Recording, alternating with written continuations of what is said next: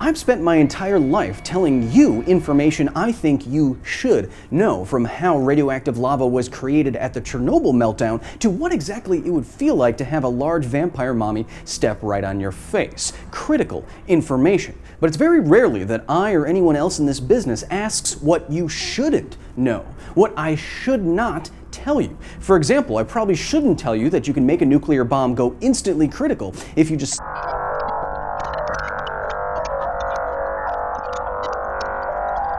banana peel. Yeah, ARIA just redacted that information because it's constituting an info hazard. Can you imagine what it'd be like if I just told all of you that?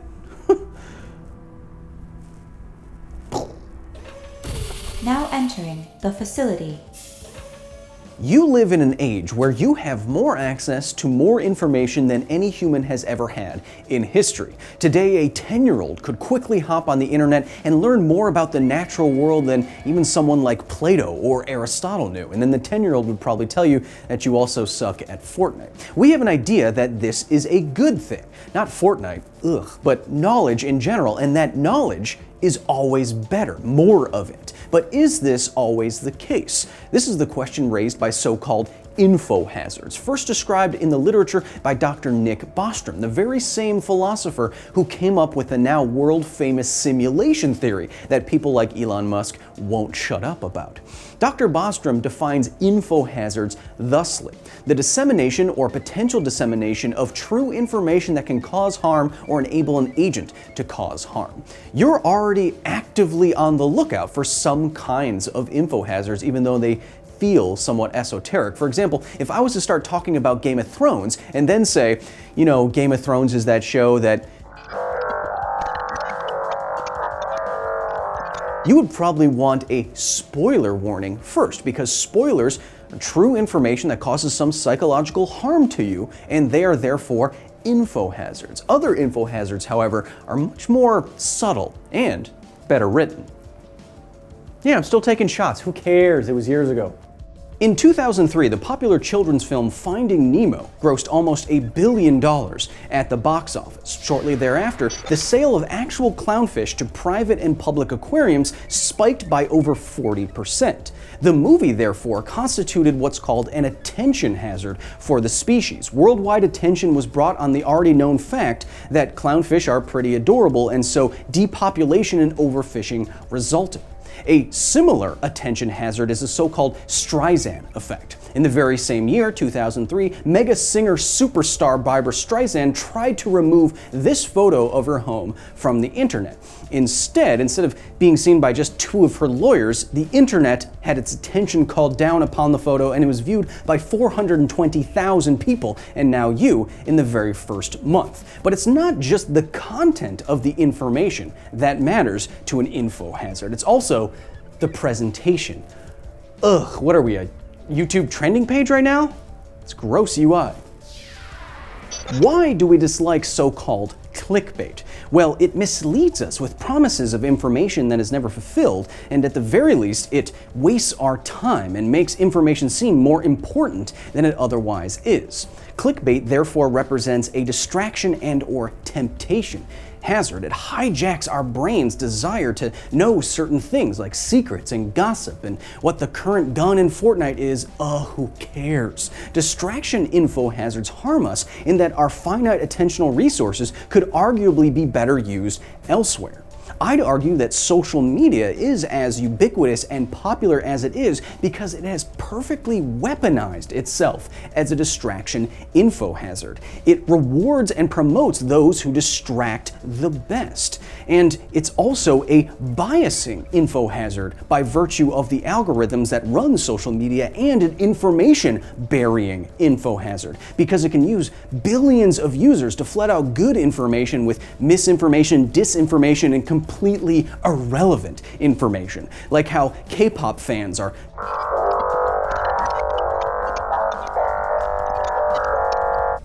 Yeah, I probably shouldn't have said that publicly. They are, though. It is weird how they are. Potential info hazards come in all sizes and shapes, much like Kylie Jenner on Instagram. For example, take the knowing too much info hazard. Now, I don't know how it was for you when you were in school, but it wasn't the coolest thing in the world to get straight A's and take homework and studying super seriously. Nerds, geeks, dweebs, freakazoids, they get bullied partly because they in fact know too much. It's an info hazard. And now that I'm older, think of me and all the knowledge I've accumulated here at the facility. This makes me a potential target. You think people don't want to come in here and learn how to make a crocodile speak English? Of course they do. That's awesome. But they can't get in here, so I'm not worried. We have lasers. So many lasers. Another related info hazard is all of society agreeing upon what is good information.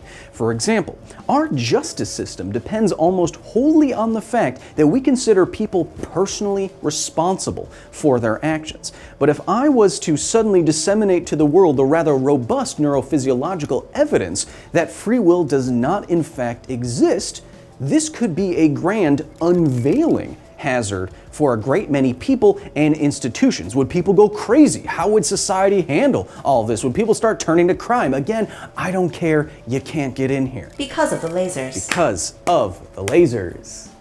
Now, we could go through a number of more fun examples of info hazards. Dr. Bostrom developed an entire topology of info hazards in his paper, but unfortunately, it's time to get a lot more serious than Kylie Jenner's Instagram or talking crocodiles.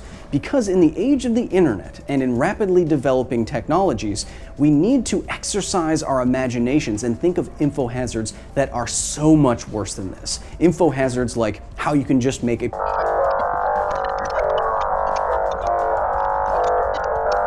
We have to do this for our own sake. I want you to imagine what would easily be a worst-case scenario info hazard, a data hazard.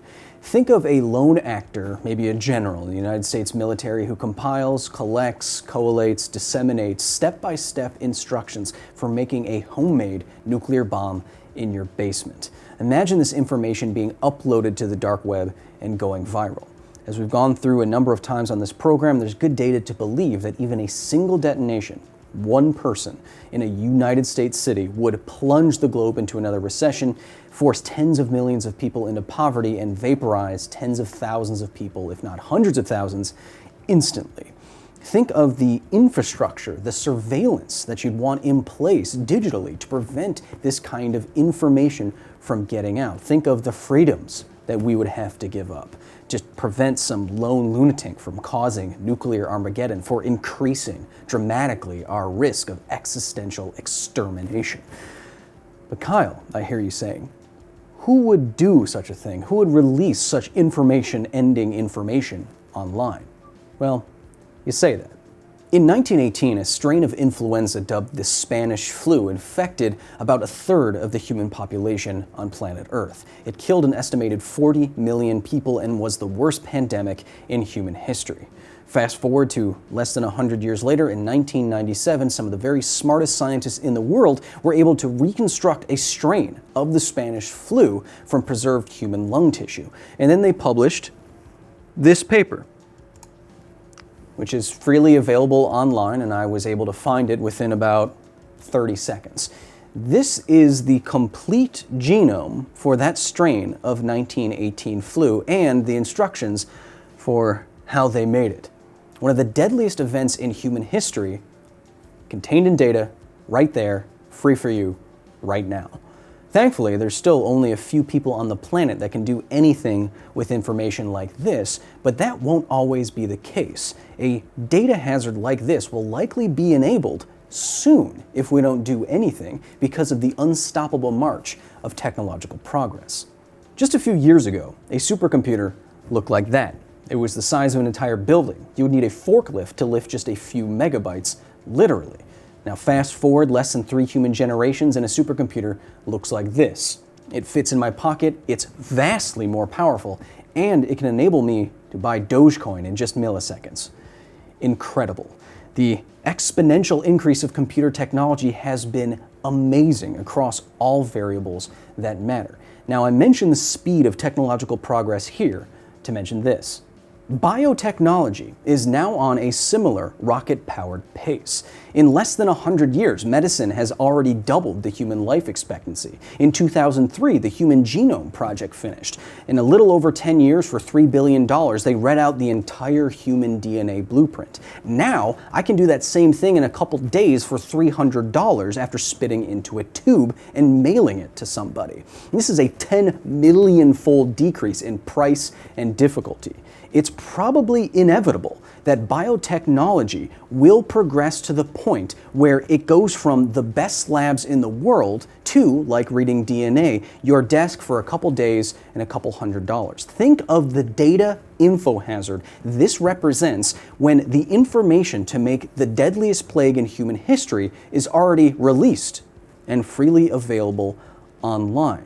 This would be so much worse than releasing step-by-step instructions for a nuclear bomb online. Would humanity, once technology progresses to that point, survive something like a synthetic pandemic that some lunatic can create at their desk at home? Humanity barely survives natural pandemics. And more of those are coming too. Humans have a truth bias. We have an idea that we should ask and answer as much as we possibly can, release it to everyone. More knowledge is always better. But I wanted to jolt you out of this bias a little bit today because I believe that today, now more than ever, info hazards do represent a unique existential threat. Yes, most of the time, because we can convey and communicate to more people than at any other time in human history, most of the time it will be harmless. It will be cat gifs and looking at Kylie Jenner on Instagram, even though she... Why can't I? Anyway, most of the time it will be harmless, but we've been lucky up until now. It seems like it's inevitable that there will be some development or discovery or ideology that will challenge our notion that more knowledge is better. I'll leave you with one example. The last person to die to the population obliterating disease known as smallpox was Janet Parker in 1978. She died after smallpox was eradicated from the face of the earth. How? Well, she was a medical photographer working in a university hospital. Below her were a team of scientists that had grown, synthesized, and were studying a strain of smallpox. Somehow, it got out. And you may not have noticed, but with me the whole time, staring you right in the face, is the complete genome for that strain of smallpox. Freely available online. Is more information always better? Until next time.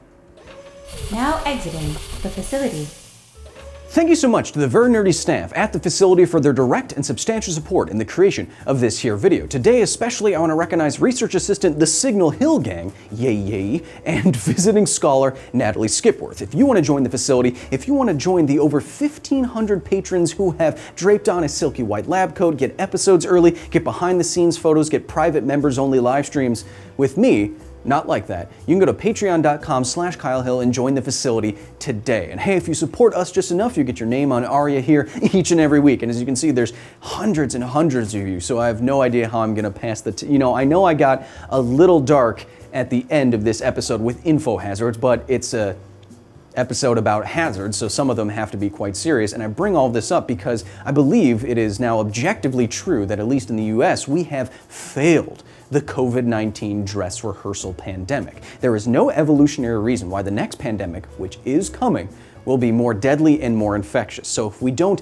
deal with these questions now and we don't learn from our mistakes, when something like a real info hazard like we've been talking about comes along, it's going to be so much worse. But again, I'll be in here. You'll be out there. You need to worry about it.